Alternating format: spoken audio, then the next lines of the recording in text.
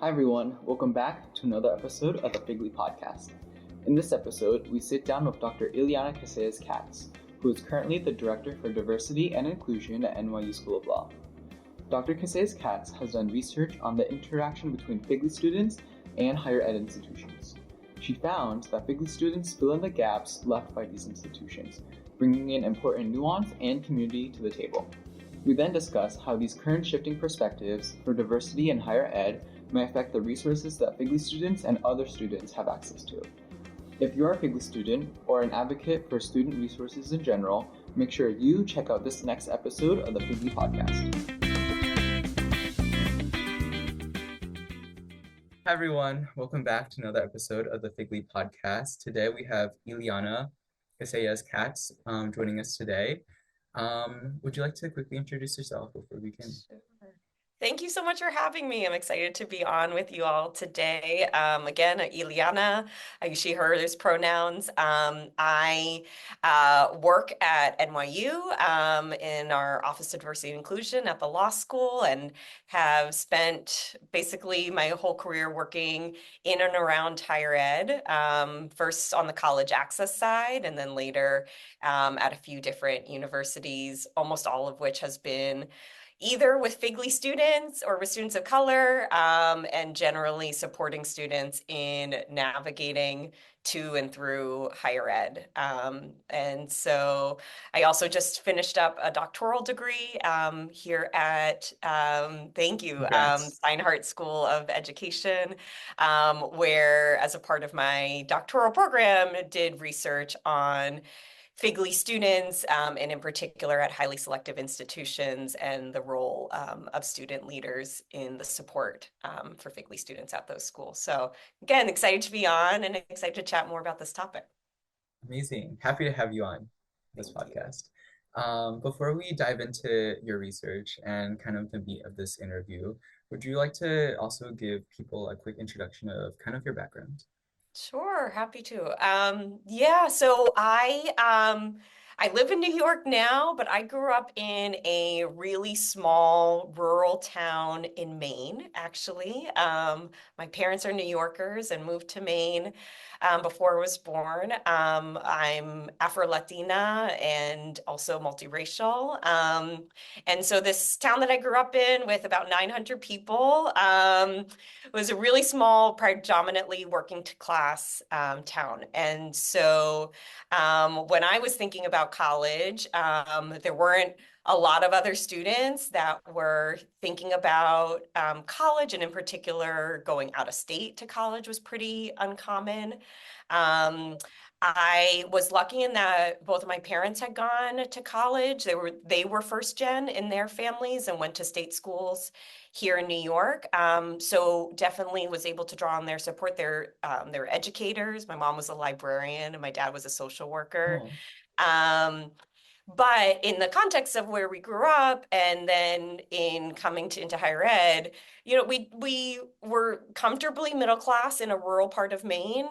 Once I got to college, realized that in comparison to my peers, I was definitely a lower income student. And was able to then go, I went to Tufts University for undergrad on almost full financial aid. And so for me, going, to Tufts into that school, and then all of a sudden sort of meeting and interacting with all these other students who were there and from other parts of the country and the world. It was my first time really understanding some of the class differences that existed for me in comparison to a lot of the other students who were there. It's the first time I realized that people had private SAT tutors. I stayed after school maybe a couple of Tuesdays leading up to the test, and my math teacher helped us a little bit with test prep. I think it was 3 Tuesdays before the first test. And, understanding the world of sort of private high schools that folks were coming from. And obviously then, I worked through college, worked every summer, was really always thinking about sort of how I was going to make it all work financially, and that experience was different than a lot of other students around me. And so, yeah, that's a little bit about me. Yeah, I feel like I've definitely really resonated with coming from a rural area because I do too, and being limited income. So I was just really interested in learning how that identity affected you not going just into higher education, but also finding footing in like the career that you're in right now. Yeah. I think that one, I will say I think looking back, I'm grateful that then as a young professional, I think I had already started to develop some of the skills that I think other folks maybe learn later, right? After college, I was already budgeting. I was already, thinking about how to make sure I had employment set up for myself at each point of, college and use those same skills then post grad. And was really comfortable working in different work environments, right? And so I think I was actually able to draw on that then going into life after college. And then secondly, I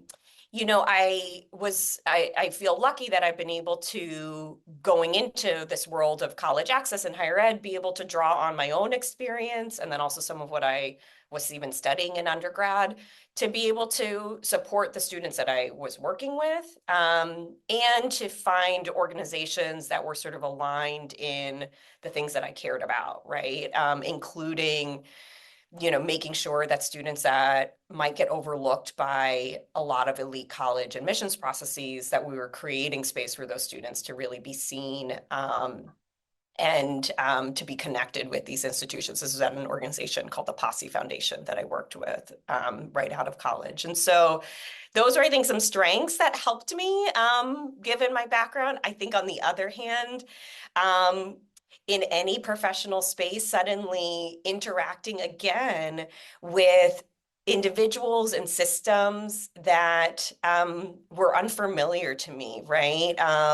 Whether it was working with corporate sponsors that all of a sudden you're understanding and navigating dynamics of wealth and class that show up in those more sort of traditional or corporate spaces.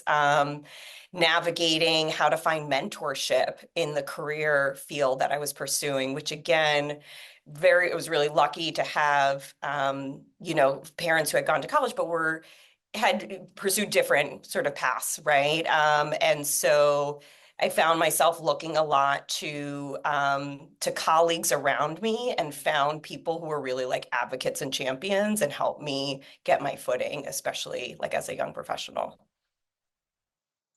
Yeah. I think in one of our previous interviews with um, another faculty member at Penn, I think she expressed very similar sentiments where like the FIG experience prepares you like so well for like these things like budgeting, making sure you're able to kind of like fend for yourself out there. Yeah.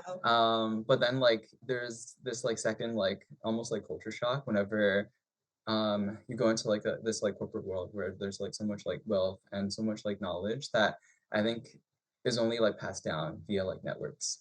And so I think it's both like a blessing and a curse, I would say. Absolutely. Yeah, I Yeah. completely agree. I completely agree. And I think then you kind of go through different iterations of whether it's imposter syndrome or not feeling the confidence that you may have felt before, whether it was that you developed that confidence in undergrad and then suddenly having to regain that as you go into these new spaces. And again, I think like having people around you, and for me, people whose experiences and backgrounds mirrored my own in some way was really, really important and empowering, especially in those early years of my career.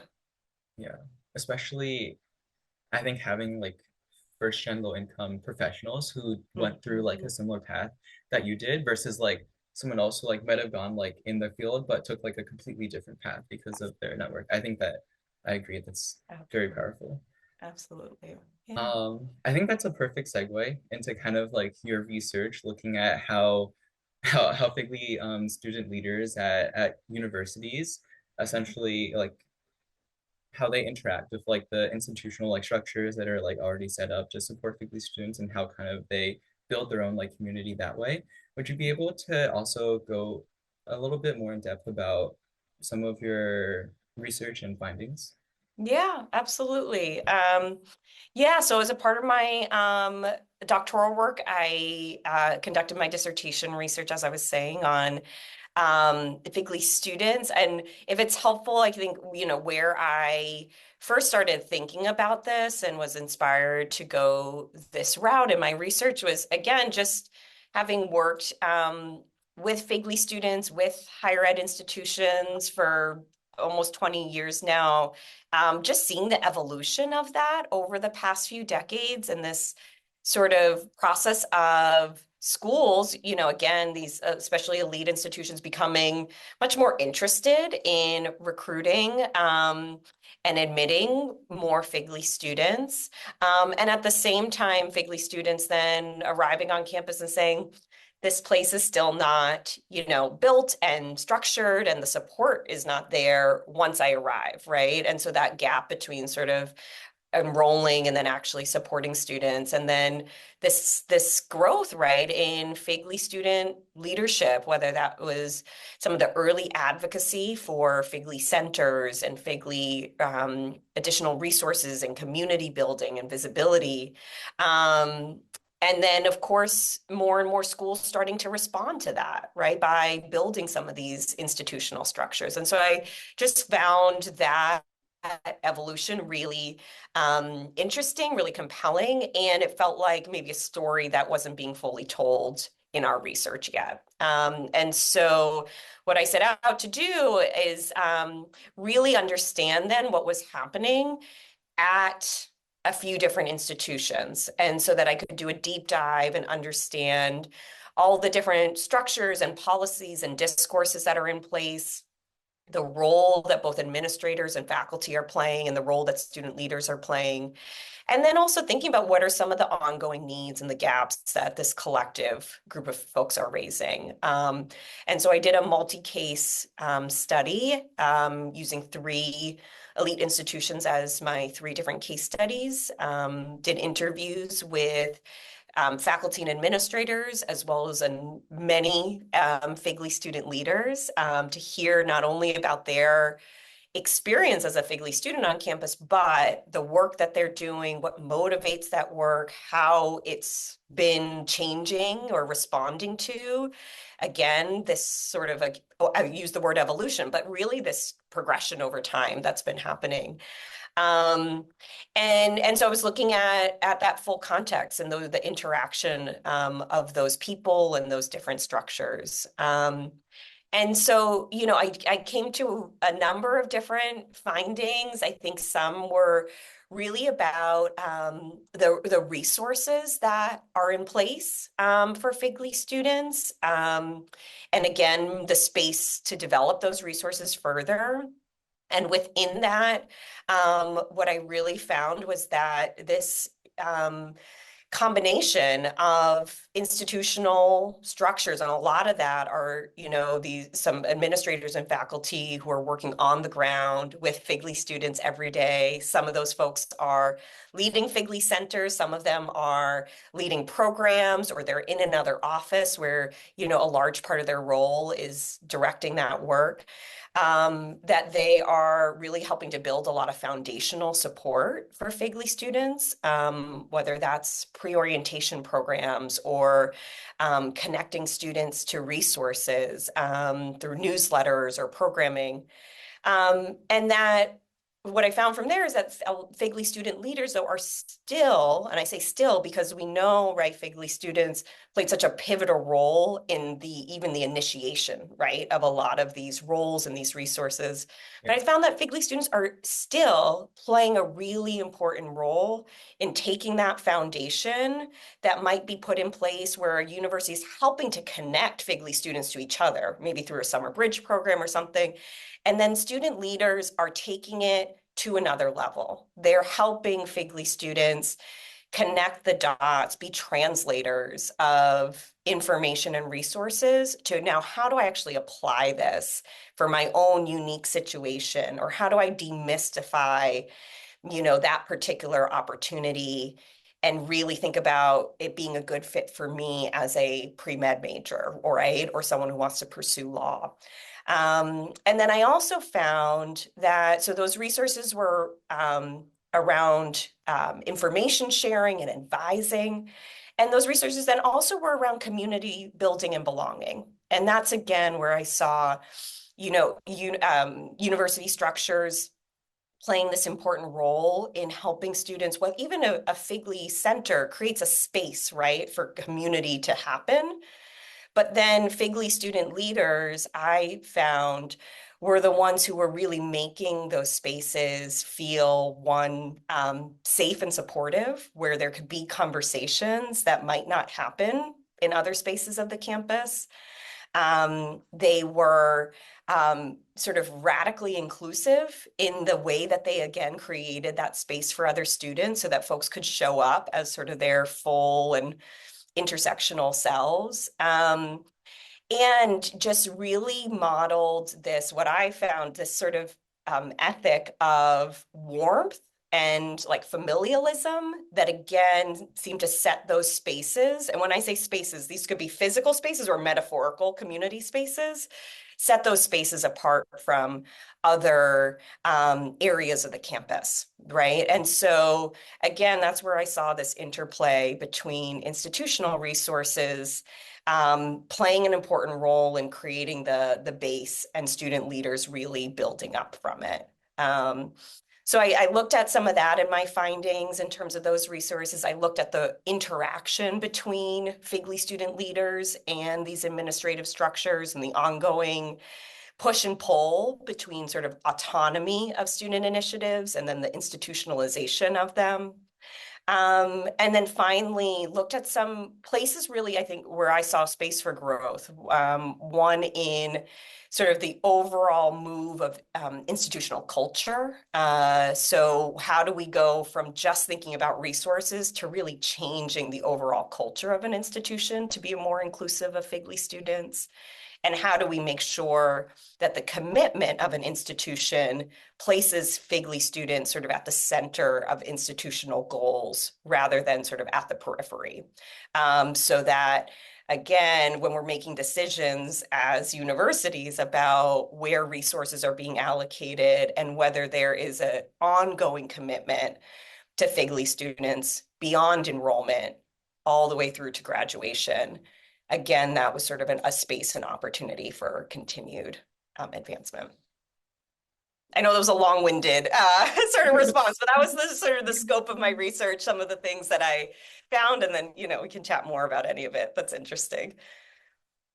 Yeah, I was really struck by like your comments on pre-orientation programs and like summer bridging because I was a part of that coming into my freshman year, and I definitely realized that the framework of the programs depended on these student leaders, these student mentors that were mentors to us, like high school seniors transitioning into like becoming college freshmen. And honestly, without them, the program wouldn't really have that spark.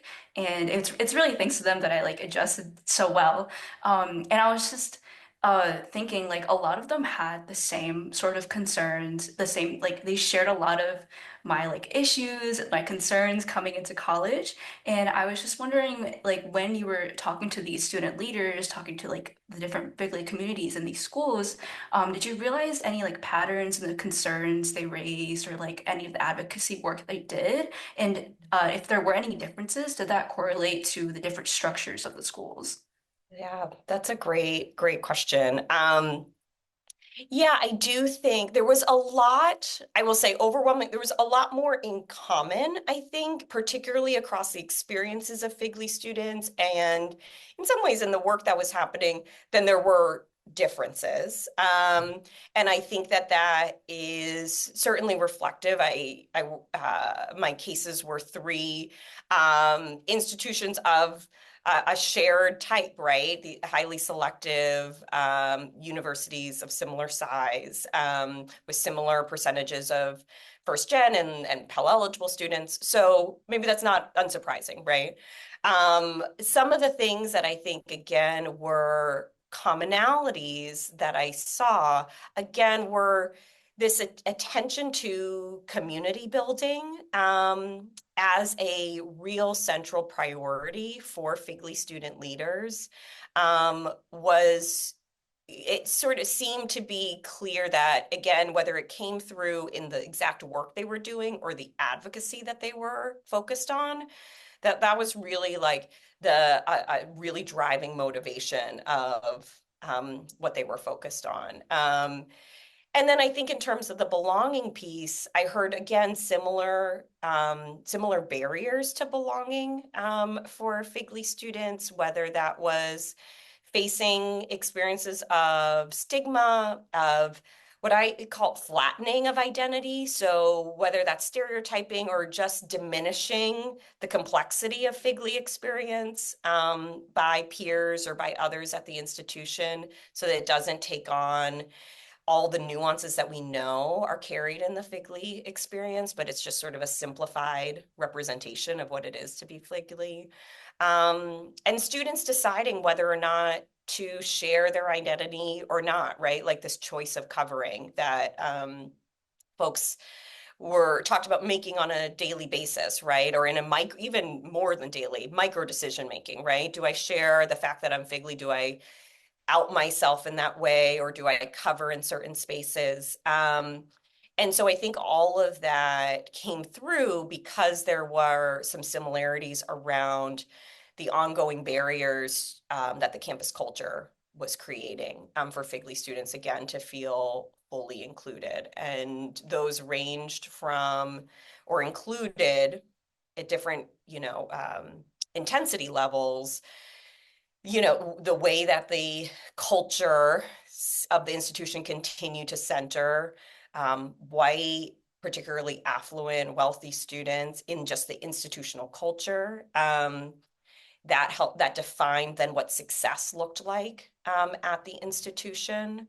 Thinking about institutional practices that sort of perpetuated that elitism or that classism, whether it's the way that a university messages information about family weekend, and whether that becomes, it feels like FGLI families don't connect to that or can't access that experience when other peers' families can. And so definitely heard about some of those consistent pieces of campus culture. And then the other thing I think that was then common were some of the responses to that. So both institutional administrators and faculty trying to push back on that institutional culture in a few different ways. One, both in terms of competency building, educating others on campus about the complexity of the FGLI experience. So to break down those stereotypes and to make other folks become some of the advocates that they are, right? And so spreading that and to try to push back against some of the siloing of the support that was happening. And then I also heard consistently from FGLI students sort of this culture of resistance, right? And so even just asserting one's voice, speaking up, sharing their FGLI identity and experience in certain spaces felt like a real active choice of resistance against some of that institutional culture. So those were a lot of, some of the common things I heard. I think where I heard differences were, again, in some of the institutional structures. And so, campuses where there might be more dedicated staff and resources for FGLI students. Students are interacting with those and playing a different role on campus, whereas where there are fewer of those administrative and institutional structures, I saw a lot of the initiatives being much more FGLI student-led and maybe administratively supported. And so I think we can talk about some of the pros and cons, right, of that different dynamic. Yeah, I think definitely at Penn you do see like Penn First Plus being like the institutional driver behind just like the FGLI identity at Penn, but then there are so many other like student organizations that kind of like fill in the gaps or like build on on the resources that Penn First Plus is giving, whether it's like funding resources or like events, and then kind of like creating their own like special niche for FIGLE students to really explore and identify with. Um, I think my kind of like follow-up question to that is like this like shift, like pull and like push between like the institutional like culture around FIGLE resources and then the counterculture that FIGLE students are introducing. Do you find that to be, I guess, like a I don't know, like a sustainable way to bring about like institutional change? Because I guess it does ultimately, in some cases, depend on having like really good FIGLE student leaders to really push forward for advocacy. Yeah, yeah. I think that's a great question. I think that student leaders across identity groups and different roles play a really important part on college campuses. And I think that FIGLE student leaders, that's especially true in part because I think it's so important for FIGLE students to be able to tell their own stories, to express their own narrative of what it is to be FIGLE at their institution, and to make sure that how an institution might respond or support them actually aligns with who they are, what they need, and what they want. And so I do think FIGLE student leader voice is so important for that, for being empowered in that and making sure that universities are not, again, either putting in place resources that are not useful or aligned, or in some way, really frankly, exerting a certain form of classism in an effort to try and help FIGLE students.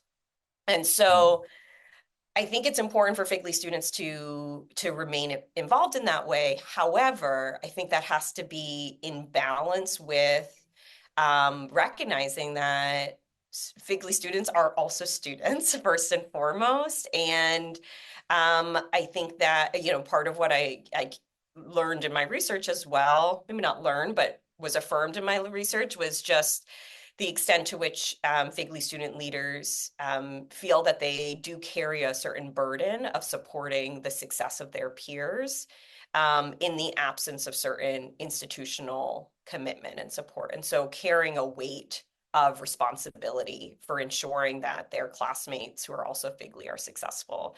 And that I think is more than any student should be expected to carry. I think it's a part of the ethic of particularly being working class is like we support others around us, right? It's a very communal experience. But I think that we shouldn't be expecting students to do that at the expense of their own well-being, their own time to dedicate to their academics or whatever else they're doing on campus. And so I think we have to hold those two things in balance in thinking about the sustainability of relying on FIGLE students to continue to kind of push this agenda forward. I had a really quick thing to also add to that because I was also thinking about this earlier today in regards to this podcast actually. Yeah. But the nature of like us all being FIGLE students, due to that, those like challenges and like burdens that we all carry with us being FIGLE students, there are already like so many things that are like pulling at us, like employment, academics already, like everything's already like on two times like difficulty. Yeah. So I think I wonder if it's like possible for institutions to set up like resources to enable these FIGLE students to be able to support their peers. I guess like making something of like a work study position or anything else that's like geared towards like supporting those already like institutional FIGLE resources. I wonder if that's like maybe like a happy like middle ground where you're also able to support the FIGLE leaders who are supporting the rest of the FIGLE community. Absolutely. I think that's such an important point, Peter, because I think that I do think that there's so much value add that student leaders can play. And I think that student leaders can get a lot out of those roles and experiences. But has to be supported. And I completely agree with you, whether that is through, leadership development work, advising, or formal structures to, help compensate students, to offer recognition. Maybe that's credit hours, right? In recognition of some formal mentoring work they're playing. And the opportunity to, I think, elevate that work in those positions as a part of, the sort of professional development that someone might be building or able to sort of talk about on their resume. I think all student leaders, especially particularly student leaders, should talk about what they're doing in job interviews, and it's such important work. But I think universities could maybe do an even better job of validating that. So that it is something that it doesn't feel like it's pulling away from all of that other ongoing professional and academic building you're doing, but something that is aligned and supported and again validated through the institutional structures. Yeah, I thought the work study position was really interesting because I know they do have some at P1P, but I feel like the bulk of the student-led like FIGLI institutions are all like clubs, like the podcast that we're on, we dedicate our own time to it. And it'd be really nice to have schools like give us like funding or like more resources to support us in a way. But and I know that in your research you only looked at elite institutions, and I was just wondering if you had any predictions for what the patterns would be like of these institutional support systems in different schools, maybe with less funding, and if the sort of expectation for them to provide these resources could be even applicable to schools with less funding. Yeah, I think that's a great question, Lynn. Yeah, I do. I recognize, right, I was looking at a very, very particular set of schools that are not representative of most of the universities in post-secondary education, and quite frankly, not serving the bulk of the FIGLI students that are also enrolled across higher education. Our comprehensive in, public universities, many community colleges are serving much greater percentages of FIGLI students. And doing that lift really, I think, for the entire sector. And so, I think there was a lot of value for me in looking at these elite schools because I think they play an outsized role in the conversation about higher ed, and can dictate then a lot of the sort of public perception and, have a trickle sort of effect in that way. But certainly I think are not representative, right, of where some of the, I would say, even more critical work of supporting all FIGLI students is happening. So when you look at those other schools, maybe less selective colleges, I actually think there's a lot that elite schools can learn from them. And the biggest piece, I think, is that I think many institutions, when you have a much higher enrollment of FIGLI students, you're really putting FIGLI students at the center of the lens of how you think about the way the curriculum is structured, the way that you think about community building, the way that you help students balance their academic responsibilities and the personal and professional responsibilities you might have outside of school.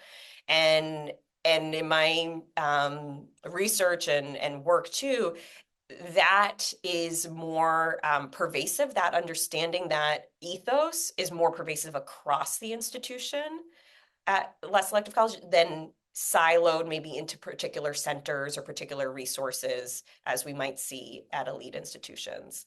And so again, I think those factors, one, actually creating institutions that are FIGLI student-centered, which means meeting students where they are versus expecting students to come in sort of university ready and just hit the ground running in whatever way. That, I think, is the real learning opportunity for elite colleges. And two, that this is a shared responsibility, a shared ethos, a shared expectation for everybody across the institution, from every faculty member to every administrator to every office, who thinks about their work through the lens of who a FGLI student is and what they need. I'm not saying every school is doing that all the time, 100% perfect, but I think that that is something that elite schools could strive towards, should be striving towards. And I think if we look at some of our counterparts that are less selective, we could draw a lot from their practices. I hope that answered your question a little bit, Lynn. Okay. Yeah. I think what you mentioned with like even trickling down to like the professors understanding what like it's like to be a FGLI student, I think that also plays like a really powerful point as well, because in one of the books I read, like Ethical Cost of Upward Mobility by Dr. Jennifer Morton, she does talk about how you can kind of see like the difference between like the way a FGLI student approaches a professor with a question versus like a non-FGLI student. And I think having professors with that like competency, or like at least that background, could be so much more helpful, especially at higher institutions where I think it can be like very like intimidating to approach like these professors. I think that would be really helpful. Absolutely. And I think that's two-part. I think one, I think we need more faculty and we need more really senior administrators to come from FGLI backgrounds, right? Like we know the pathways through academia and into sort of senior administration are in many ways set up to silo or, sort out lower income and first gen folks, right? Just in the way that academia works. So I think one, representation really matters. And I think that's on universities to address in the ways that they recruit and support new faculty or aspiring faculty. And then I completely agree, then folks who maybe don't share that FGLI background but are in those positions, how to ensure that they have the training, the competency, and the sort of willingness to make sure that they're creating an environment where a FGLI student can feel more comfortable coming up to them after class, know how to reach out for a research opportunity or to ask for mentorship. But it's a two-way street, and I think we can't just put it on FGLI students to know how to navigate those relationships and those conversations. Sure, we can train and support students in doing that, but we also have to make sure individuals at the institution are, again, thinking about how they're student ready to meet FGLI students partway. Yeah. I think kind of shifting gears a little, given your research, looking at this, like again, the counterculture and how FGLI student leaders shape institutional reform or policy. How do you think the present day's shifting perspectives on diversity will influence just resources for FGLI students and just like institutional resources in general for the long term? Sure. Yeah, I think it's obviously it's a difficult time in higher ed right now. I think a lot of the fundamental values and goals and commitments that universities have made to diversity and inclusion over many years are really being challenged, obviously, in a lot of ways. I think that for the work around FGLI students, I think where the real pressure points will be, it will be holding on to the important intersectional work that's been happening. So even if FGLI dedicated resources are maybe not under as much direct attack right now as race-based resources, we know that FGLI students carry multiple identities, right, into their experience as a FGLI student on campus, whether they are both FGLI and students of color, FGLI and international, FGLI and queer trans, right? So and all of those things. And so I think in how we continue to serve FGLI students, the places where other aspects of their intersectional identities may be really diminished right now, challenged, or where resources are being cut back. I think FGLI programs are going to be tested in terms of how they continue to support students in their full selves. FGLI identity and many others included. So I think that's a challenge ahead. I think it's one that I am hopeful that because there has been this growing foundation of FGLI student support, that will continue to be a space where students who are FGLI and also all of these many other identities will continue to find safety, support, and the resources to persist, right, in their experiences on campus. Yeah, I think it's definitely a really challenging time, especially given, I guess, the feeling of inclusivity in places like when you're talking to your professor or just being on campus and like campus culture and feeling comfortable with your FGLI identity. And I guess just one question I had was just how do you think diversity and FGLI students really like contribute to campus culture? And even with like declining diversity and perhaps like declining enrollment of FGLI students, how can we as current FGLI students advocate for more resources, even though there's challenges to this population?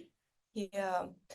Well, I would say one, I think that it is important to continue to advocate for FGLI students being on campus and for the continued commitment to recruiting and enrolling FGLI students and making sure FGLI students know that they are wanted and appreciated and valued on campus. I think that's important messaging that I think institutions need to be doing during this time. And for FGLI students to hear as they're thinking about, high school students are thinking about going to college and to not be deterred from their aspirations, particularly maybe in applying to, a highly selective school. And I think that, the other piece, as we're thinking about diversity and higher ed, and you mentioned what are FGLI students bringing to campus, right? I think that at the end of the day, universities are a place where we have to make a commitment to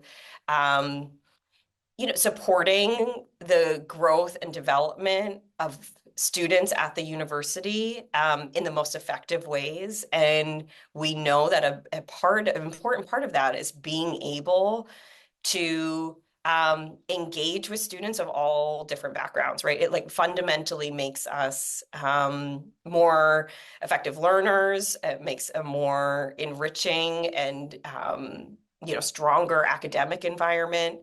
And FGLI students, like students of many different identities, play a role in that environment. And so that's why, one piece of why it's critical, on top of the fact that as we think about particularly elite institutions being pathways to leadership roles out in all kinds of fields and in the workforce. I think it's really critical always that folks of different backgrounds and identities are represented in those roles, and therefore we need FGLI students, at elite institutions as a part of those pathways as well. So I think those are a few of the critical pieces. But again, I think it's really important in this moment that folks are advocating for the continued presence of FGLI students, and that message is heard wide and clear by students who are interested in higher ed.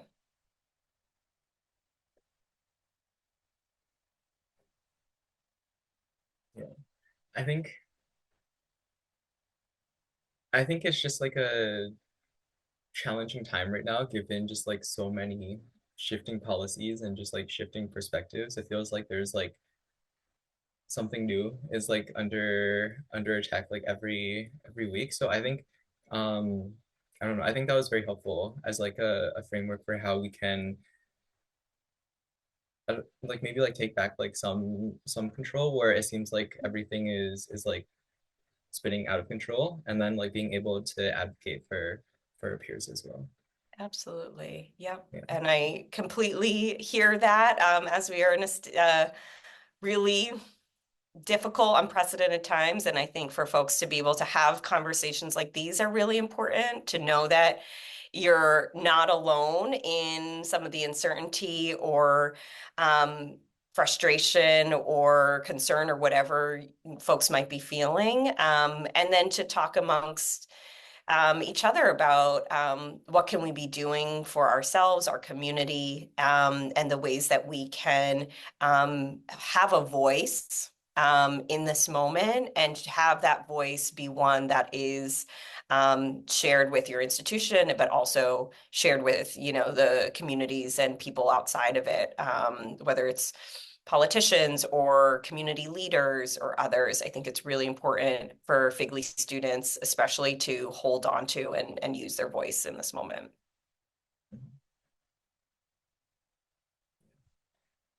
I think that might be all the time that we have for today, unfortunately. But thank you again for all of your insight in the way FGLI students interact with institutions at these elite institutions, and also a bit of info about how diversity also plays a role in higher education, how we can better advocate for that. My last question for you is, if you have one piece of advice for your younger self, it could be any piece of advice, doesn't have to be related to the big experience whatsoever. Okay. But if you have one piece of advice, what would it be? Such a good question. And I should have thought more about this before we met up. Can two come to mind? Can I share two? Two is perfect. Okay. I would say, I think one, I would be a little more fearless. I think, again, if we go back to the FGLI identity, I think there's a lot of ways in which I may have told my former self, like, that's for someone else, or I need to have a different resume for that, or, that's not what we do. That's not what, folks from a small little town in Maine do, or, many ways in which I may have talked myself out of shooting for something, right? Shooting for an opportunity, shooting for a conversation with someone. And I would have told myself to be fearless and to be confident in what I was bringing to the table, and to be completely and authentically myself, because that was enough. I didn't have to put on and perform in a way that made it more appealing and palatable to whoever else. To be fearless and authentic in that, as I was doing it. And then the second thing I would say is just to know that there is no timeline to anything. Really, like, I think it can be really easy to get caught up in, I have to do X, Y, Z by this year in college, by this year after graduation. And that your path has to be dictated and rigidly followed based on what you've seen other people do before. And I think some of the best learning experiences that I've had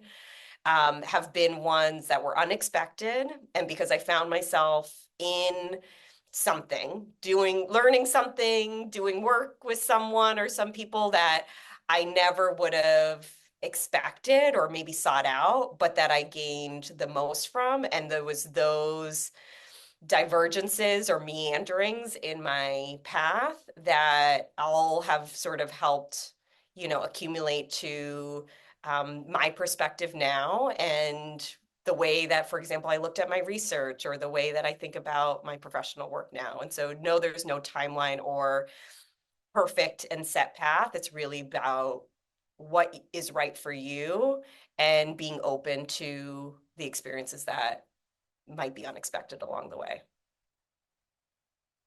I think that's perfect. I think we couldn't have had one without the other. So thank you for Right. sharing both. Yes. I think especially I resonate with both of them a lot too. I think especially as Figly students, there's going back again, there are so many like pressures that are like pushing us from every side.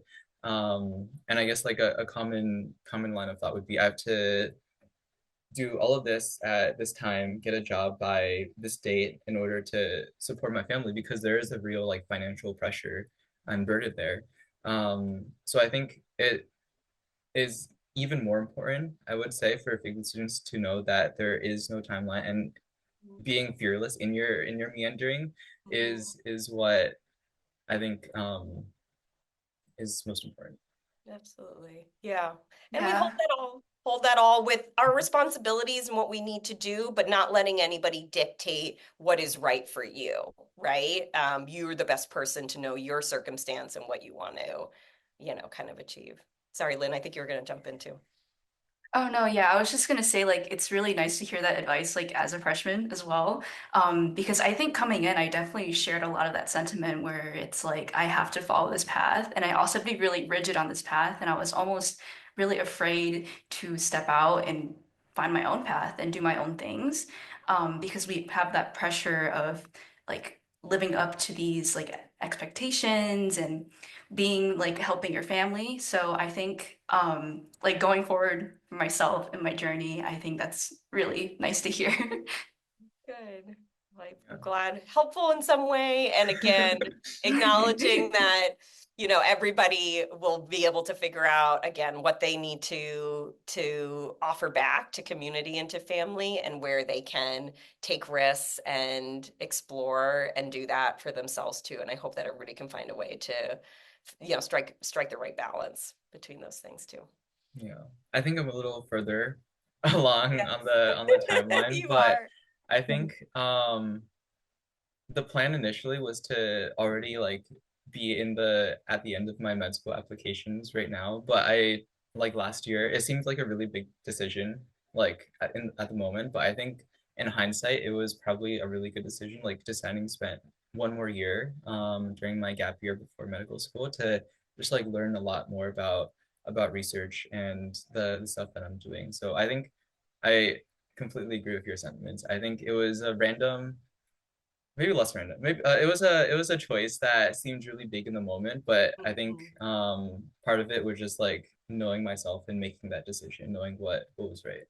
Yeah. Yeah. Well, I'm so happy to hear that felt right for you. And I think I'm just going to say, I think it's important for folks to be hearing even those little stories so that someone else who's thinking about maybe a similar path feels like, oh, I can explore maybe a similar option that Peter did and maybe think about 2 years versus one. And suddenly it just opens us up a little bit more to what could be the possibilities, what are the variations on the path that I was initially thinking, and I can weigh, what does that alternate route make a little bit more sense for me? So thank you for Yeah. sharing your story too. Yeah, of course. And thank you again for being part of our podcast. We definitely learned a lot. We talked a lot about your research, everything else, and I think it'll be really informative as well for Figly student leaders, especially, who might be listening to this and wondering how they can also best support their peers. So thank you again. Thank you for having me. I appreciate Thank it. you. And then just for our listeners, if anyone else is interested in some of our other episodes, you can feel free to follow us on Spotify or Instagram at Figly Podcast.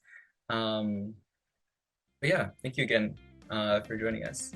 Thank you so much. And thank you all for listening and for starting this podcast. I appreciate it. Bye.